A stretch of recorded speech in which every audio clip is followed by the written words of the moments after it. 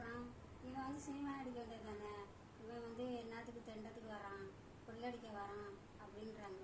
பாரு, நேற்றுக்கு விஜய் தம்பி ஒரு வார்த்தை சொன்னாப்புல, நான் வந்து இந்த கர்நாடகாவுக்கு போய் தண்ணி வாங்க போகிறேன்னு சொல்லிட்டு கேட்டதுக்கு, யாரும் நீ போய் ஒன்றும் கிழிக்க முடியாது, உன்னோட வேலையை எது பாரு அப்படின்னு சொல்லிட்டு எதிர்கட்சிக்காரன் ஏன் இப்படி சொல்கிறானே தெரியல. அவங்களாலையும் முடியல, ஆனால் செய்கிறவனையும் செய்ய விட மாட்டானுங்க.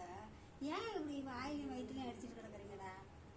அதான் விஜய் வந்து எங்களுக்காக எல்லா நன்மையும் செய்யறதுல நீங்கள் கோமாரி கொண்டு கிடக்குறீங்க, கொள்ளபிசாசு எடுத்து கிடக்குறீங்க. ஏன்டா நீங்களாம் மனுஷன் கிடையாது, சோத்தை தான் திட்டுறீங்களா, எதையாவது திட்டுறீங்களா? அவன் போட்டு அந்த விஜயை போட்டு ஏன் இந்த பாடுபடுத்தி தொலைகிறீங்க?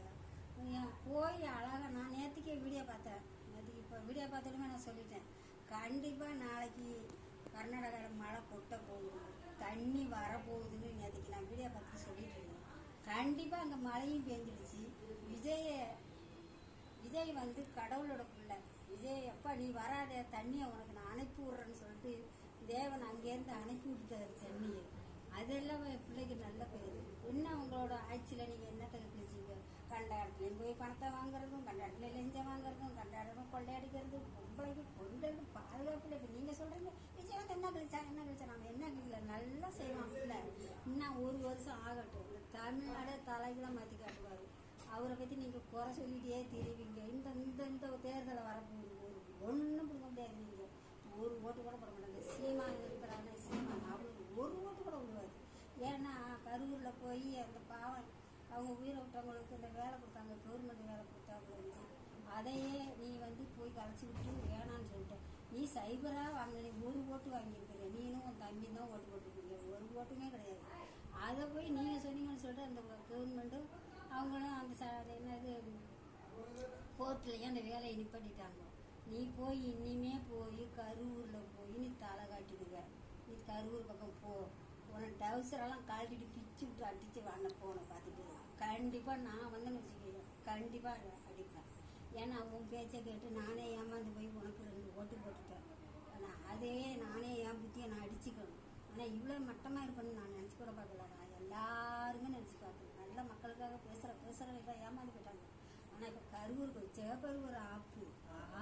கரூர் மக்கள் உன்னை மறக்காது. ஏன்னா உங்களுக்கு ஒன்றுமே கிடையாது, ஒரு கெப்பாசிட்டியே இழந்துட்டு ஒரு 0ல் நிற்க முடியும். ஏன் இந்த ஆட்டம் அப்படின்னு தெரியுது. அவனை வைக்கக்கூடாது, எடுக்கக்கூடாது. ஏன் நாடு நான் ஒப்பவுண்டு நாடா, ஜனநாயக நாடு, எவன் வேணாலும் இருக்கலாம். அவன் வந்து நல்ல விஷயத்தில் உங்களுக்கு என்ன வலிக்குது? நீங்களும் செய்ய மாட்டீங்க, செய்யறதையும் செய்ய விட மாட்டீங்க. என்னத்துக்கு நீங்கள்லாம் வந்துக்கிட்டு அரசியல் தொண்டைக்குள்ளே கட்டி வாயை கிழிச்சிட்டு கிடக்கிறீங்க. எதுக்கு கிழிச்சு கிடக்கிற? இந்த உதயநிதி ஒரு ஆள் வந்துருக்குற உடனே அவர் வந்து என்னது என்னமோ சொல்லி என்னது உடனே சட்டசபையில் வந்தோடனே சினிமா சுட்டம் எடுக்கிறாரு, படம் எடுக்கிறாரு, நடிக்கிறாருங்கிறான். உன்னோட நடிப்பையும் காட்டு, தளபதியோட நடிப்பையும் காட்டுறான். நீ தான் தோற்று போகும். என்ன இந்த தடவை போன தடவை உங்கள் அப்பா குளத்தூரில் தோற்று போனாரு. இனிமேல் உங்களுக்கு டெபாசிட்டே கிடையாது. ஆயா இன்னொன்று சொன்னாங்க, உதயநிதி சீமான் எல்லாரும் விஜய் தற்கூரின்னு சொன்னாங்களே. தற்கூரி யார்கிட்ட தற்கூரி? அவன் தற்கூரி சொல்லி நீங்களே எல்லாம் தற்கூரியா, குடும்பமே தற்கூரி ஆகிட்டு. உன்னோட சேர்ந்தவனும் தற்கூரி ஆகிட்டான். உன்னோட சேர்ந்த செந்தில் பாலாஜி இப்போ போகிற அலைஞ்சிக்கிட்டு